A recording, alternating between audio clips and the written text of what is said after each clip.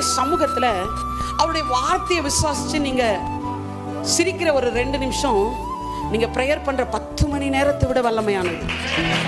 கூட்டுப்புழுவா இருக்கும்போது அது இலைகளை கொத்தி தின்னக்கூடியதாய் ஒரு என்ன சொல்றதுன்னா ஒரு லீஸ்ட் லெவல் ஆஃப் லைஃப் தான் வாழுது.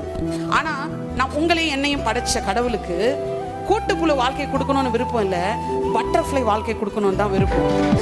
இதுக்கு பைபிள்ல என்ன சொல்லுது? பட்டர்ஃப்ளை லைஃப் அனுபவிக்கணும்னா, மறுரூபத்தின் வாழ்க்கை அனுபவிக்கணும்னா, வேற ஃபேஸுடைய லைஃப் அனுபவிக்கணும்னா பைபிள் என்ன சொல்லுது? யாராவது எடுத்து வாசி. ரோமர் 12:2 என்ன சொல்லுது பாருங்க, இங்க கவனிங்க. இந்த பட்டர்ஃப்ளை லைஃப் அப்படின்றது மறுரூபத்தின் வாழ்க்கை. இது எப்படி கிடைக்குமா? எப்படி கிடைக்கும்னா, கடவுளுக்கு என்ன சித்தம் அப்படின்னு அறிகிறதுல தான் பட்டர்ஃப்ளை லைஃப் நம்ம வாழ முடியும். மறுரூபத்தின் வாழ்க்கையை நம்ம அனுபவிக்கணும்னா தேவனுடைய நன்மையான சித்தம், பிரியமான சித்தம், பரிபூர்ணமான சித்தத்தை நாம் அறிகிறவர்களாய் மாறணும். பைபிள் ஒரு அழகான வசனம் இருக்குங்க. ஒருவனுடைய இருதயத்தின் நினைவு எப்படியோ அப்படியே அவன் இருக்கிறான். உங்க மனசு எப்படியோ அப்படியே நீங்க இருக்கீங்க. இப்போ நோயை கொடுக்கிறது, பஞ்சத்தை கொடுக்கிறது, இதுதான் கடவுளுக்கு பிளான் உங்க மனசுல நிறைஞ்சு இருந்துச்சுன்னா உங்க வாழ்க்கையும் நோயில இருக்கும், உங்க வாழ்க்கையிலும் பண கஷ்டத்துல தான் இருக்கும்.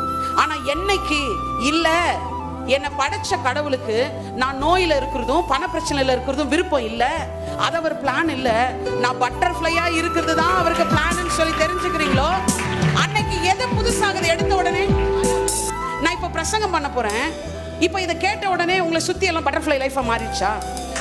இங்கே மாறிடுச்சா? பண பிரச்சனை மாறிடுச்சா? இல்ல நான் உங்களுக்கு 1 லட்சம் 2 லட்சம் கொடுக்க போறேனா? இல்ல, எதுவுமே கொடுக்க போறது இல்ல. ஆனா என்ன பண்றேன்னா, அதை மாத்தக்கூடிய ஒரு வல்லமையான உங்க இருதயத்தை நாங்க மாத்திக்கிட்டு இருக்கோம்.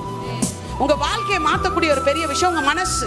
சொல்லுங்க, மனசு புதுசானா வாழ்க்கை புதுசாயிடும். கூட்டுப்புழு வாழ்க்கையை தரும்படி தேவன் உங்களையும் என்னை படைக்கல, வண்ணத்து பூச்சியின் வாழ்க்கையை அனுபவிக்கணும்னு உங்களையும் என்னையும் படைச்சிருக்காரு. வண்ணத்து பூச்சியோட லைஃப் எப்படி இருக்கு? கலர்ஃபுல்லா இருக்கு. நீங்க பண பிரச்சனையில இருக்கீங்க, நோயில இருக்கீங்கன்னு வச்சுக்கோங்களேன், உங்களை பார்த்த உடனே வார்த்தை பாவம். என்ன சொல்லுவாங்க? வியாதியில இருக்கிறவங்களை பார்த்தாலும் என்னதான் வரும்? இது பாருங்க, ஒரு உண்மையான கடவுள் உங்க வாழ்க்கையும் எல்லாரும் பார்த்து பாவம்னு சொல்ற இடத்துல இருக்கணும்னு அவருக்கு விருப்பமே இல்லை.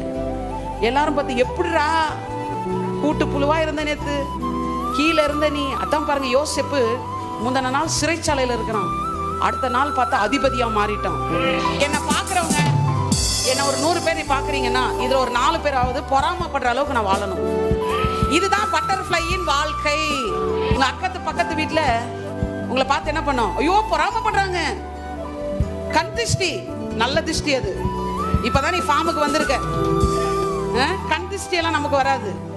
நான் சொல்றேன், என்னை பார்த்து பொறாமைப்படுகிற அளவிற்கு என் தேவனாகிய கர்த்தரை ஆசீர்வதிக்க முடியும். அப்படிப்பட்ட ஒரு தெய்வம் தான் இயேசு. நல்ல கையை தட்டிடுங்க பாப்போம்.